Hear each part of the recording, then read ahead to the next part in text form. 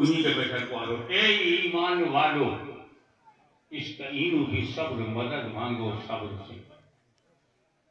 इस पर इस्ताईनु पर गौर करें। कुरान के किसी लफ्ज की मुखालफत मुल्ला करता है, हम नहीं मानता। यहाँ इस्ताईनु हुक्म है और बिस्सब्र है, सब्र से मदद मांगो। तो सब्र तो अल्लाह है नहीं। फिर ये कहना अल्लाह ही से मदद मांगो, किसी गुमराह मुल्क से ही ये निकलेगा। और अल्लाह ताला कह रहा है इस्ताईनु बिस्सब्र वस्सलाह, मदद मांगो नमाज से और मदद मांगो सब्र से। ना नमाज खुदा है और ना सब्र खुदा है। बस यही कहा जाएगा खुदा को पसंद है। तो इसका मतलब है मदद मांगो अल्लाह की पसंद से। तो क्या ये अल्लाह को पसंद नहीं है? आगे की दूसरी बात, इन अल्लाह मासाबिरीन, अल्लाह सब्र करने वालों के साथ। यहाँ पर बरादर मोहतरम सवाल ये उठता है कि अल्लाह ताला ने मदद मंगवाया दो से। इस्ताईनु मदद मांगो इससे, बिस्सब्र वस्सलाह, बिस्सब्र वस्सलाह, सब्र से मदद मांगो नमाज से। और जब साथ रहने की बात आई तो कहता है इन अल्लाह मासाबिरीन, अल्लाह सब्र वालों के साथ है। नमाज पढ़ने वालों के साथ क्यों नहीं है? मगर कहा नहीं है। वरना हम जैसे मामूली लोग होते तो कहते इस्ताईनु बिस्सब्र वस्सलाह, इन अल्लाह मासाबिरीन वल मुसल्लीन, मदद मांगो सब्र से, नमाज से। अल्लाह सब्र करने वालों, नमाज पढ़ने वालों के साथ है। मगर कुरान की 6666 आयतों में एक आयत नहीं है कि इन्नल्लाह मअल मुसल्लीन, अल्लाह नमाज पढ़ने वालों के साथ। कहीं नहीं है। इन्नल्लाह मअस साबिरीन कई जगह है। वजह क्या है? अफजल तरीन इबादत नमाज है, बेहतरीन इबादत नमाज है।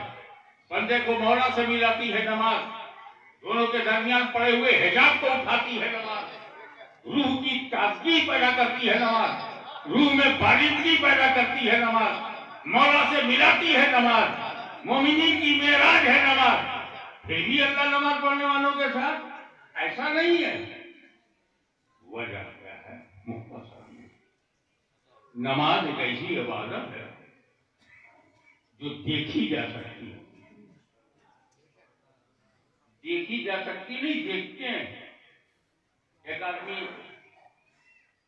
हाथ उठा लिया, बांध लिया, रुकू में गया, सज्जे में जा रहा, दिख रही है कि नमाज पढ़ रहा, तो नमाज देखी जा सकती है, सब्र देखा नहीं जा सकता। नमाज एक ज़ाहिरी अरकान पर मुश्तमिल इबादत है और सब दिल के अंदर की एक बातिनी कैफियत है। अल्लाह पाक बातिन वालों के साथ है, जाहिर वालों के साथ है। वला तक़ूलू लिमन युक़्तलू फ़ी सबीलिल्लाह, अमवात जो राह खुदा में कत्ल कर दिए जाए उन्हें मुर्दा न कहो। ला तक़ूलू न कहो, हमें कहने से रोका गया है, समझने से थोड़ी रोका गया है। मुर्दा न कहो, अल्लाह की राह में जो शहीद हो जाए वो मुर्दा न कहो, बल्कि ये करेगा वला तहसबन्नल्लज़ीना क़ुतिलू फ़ी सबीलिल्लाह अमवाता, ख्याल भी न करो, गुमान न करो जो राह खुदा में कत्ल कर दी जाए मुर्दा। न बोलो न सोचो, शहीद तुझे सलाम, तुझे मुर्दा न कहने दिया जा रहा है न सोचने दिया जा रहा है। दिलो दिमाग में भी पाबंदी लग गई और जुबान कलम पर भी ना कहो। ना कहो में ख्याल आता है कि हो सकता है शहीद मुर्दा तो है, गबन ना कहो, सच तो है कि वो मुर्दा है, लेकिन एहतरामन ना कहो, due to respect don't say dead. हो सकता है आदर और सम्मान के लिए, जैसे सच तो होता है मगर हम कहते नहीं। सच यही है कि मेरी माँ मेरे बाप की बीवी है, सच तो यही है, लेकिन हम कहते नहीं अम्मा को ये मेरे बाप की जोरू, अदबन नहीं कहते, एहतरामन नहीं कहते, है तो सच। जैसे कि ہر ماموں ہمارے باپ کا خالہ ہوتا ہے کہ نہیں؟ جو میرا ماما ہے سگا وہ میرے باپ کا خالہ ہے. ادبن ہم سالہ اپنے باپ کا سالہ نہیں کہتے. کہیں ایسا تو نہیں کہ شہید بھی مردہ ہو اور ادبن روکا گیا ہو ولا تقولوا. اس شک کی جب قرآن نے کاٹ دیا ولا تقولوا لمن یقتل فی سبیل اللہ اموات. راہ خدا میں جو قتل کر دی جائے انہیں مردہ نہ کہو بل احیاء، بلکہ زندہ ہے. پھر ہم سے کہا جا رہا ہے وَلَنَبْلُوَنَّكُمْ بِشَيْءٍ مِّنَ الْخَوْفِ وَالْجُوعِ وَنَقْصٍ مِّنَ الْأَمْوَالِ وَالْأَنفُسِ وَالثَّمَرَاتِ. ہم آزمائیں گے. اب اللہ تعالیٰ کہہ رہا ہے اور آپ مخدوم صاحب کے دربار میں سنا رہا ہوں کہ اللہ تعالیٰ فرما رہا ہم تم کو آزمائیں گے. کن کن چیزوں سے؟ بِشَيْءٍ مِّنَ الْخَوْفِ، خوف سے تمہیں آزمائیں گے. ڈرائیں گے تم کو دنیا میں اور آزمائیں گے. دل ہلا دینے والا ماحول پیدا کر دیں گے اور آزمائیں گے. میرے خوف والجوع، اور بھوک سے بھی آزمائیں گے. ونقص من الاموال، اور تمہارے مال میں، انکم میں، آمدنی میں کمی کر کے بھی آزمائیں گے. والانفس، اور تمہاری جان لے کر کے بھی آزمائیں گے. والثمرات، اور تمہارے بچوں کو بھی مار کر آزمائیں. اور یہ آزمائش جو ہے تیرے بالغ ہونے سے لے کر تیرے مرنے تک.